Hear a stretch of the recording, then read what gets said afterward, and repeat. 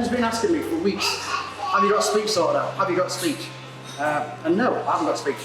Because one of the first things I always think of is when you go to a wedding, is you get the father of the bride who wangs on for an hour and you think, shut up, you boring old sausage, and sit down. Many years ago, June had said to me, when I first started seeing me, just had a couple of dates down, she said, I've got to tell you that I've had a lady, this lady who sits here. And at some point you're going to have to be introduced to Sophie and see how you get on. So fine, fair enough. So the first day that June eventually decided to bring me around and introduce me to Sophie, in the back of my car gets this little blue-eyed girl, blonde hair, missing teeth. And I remember thinking to myself at the time, she's a right little bugger. And I was right, she is. All these years, she's never changed all the way through. Which James is now deciding he's going to find out. Obviously, trying to break it down, Sophie's liked a little bit more and more. And Sophie always used to call me Sean at the time. And she gave me a little tiny card at one point. In fact, she stamped on the back of the receipt. And it said, to Sean, love you. And now for a man that was never wanting to cry a week, again, as I normally do, it's one of these special things I kept around with for around 10, 15 years. But then one day, as things progressed a little bit further, she caught me completely off guard and winded me from the side. And to this day, it's one of the biggest honors she's given me. She said, I want to start calling you Dad. I don't want to call you Sean anymore. I don't want to call you stepdad or Dad, you just Dad, that's it. Okay, fine, fair enough. Second time in my life, I had to go away and weep in the corner because some little girl had brought me to tears. And she sent me a message the next day from school, which is simply, hi Dad, have a nice day, love you to bits.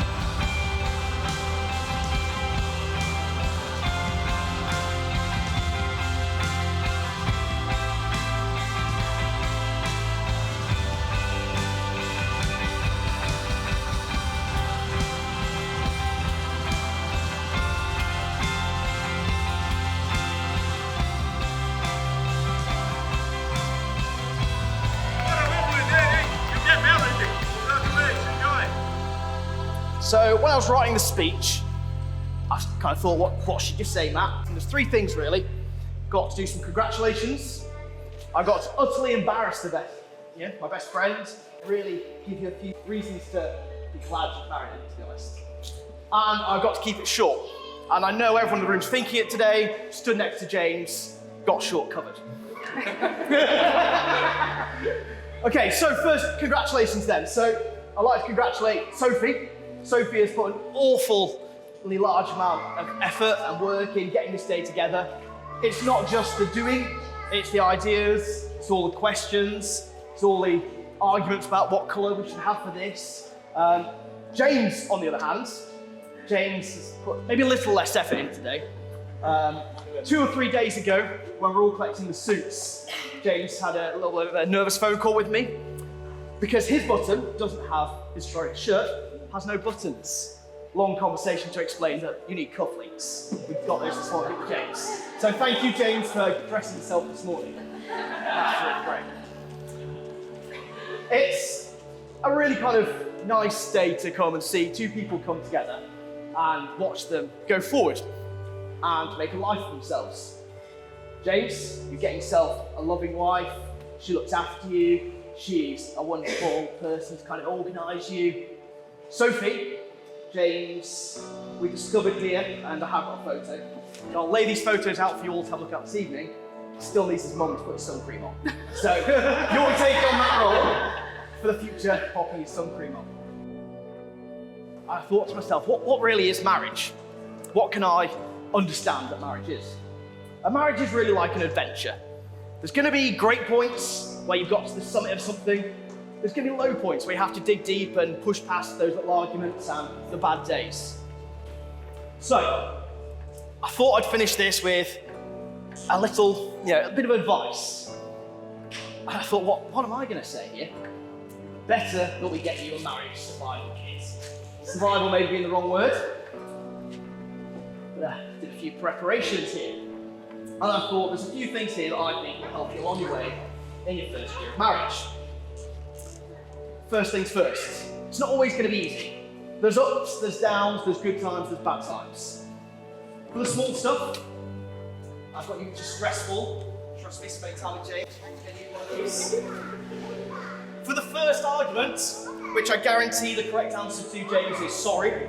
A nice bottle of something to make up for it. Second bit of advice is patience.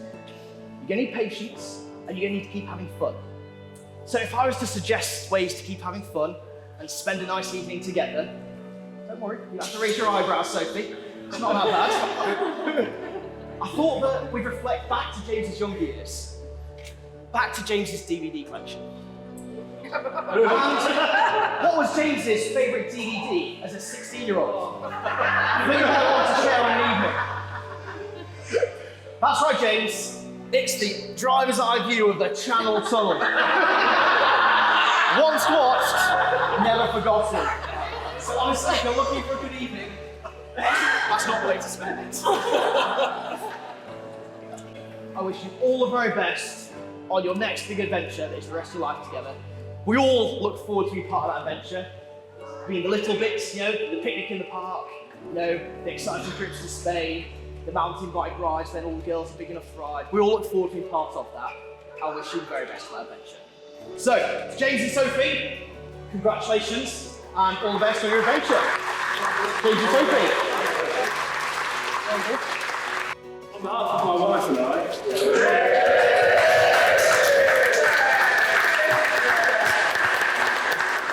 let's welcome you all. Hope you've all had a lovely evening, afternoon.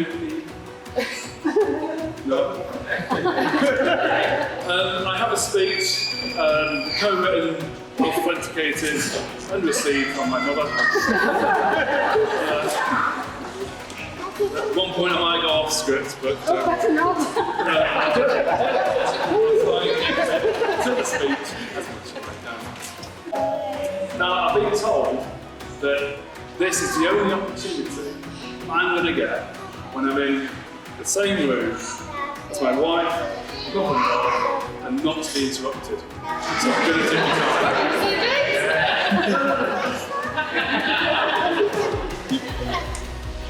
No, honestly, though, I'm a big person there. Thank you very much to Dude and to Sean, and to Gemma and to Luke for welcoming me to their family. It's a great family to be a part of. Had some great times already. Such a short amount of time. I'll tell you a bit about obviously where me and Sophie started. Started off in the nightclubs. Not a big dancer, but Sophie seemed to like something about that. Then obviously, like I say, then we got together late part of 2019 into 2020.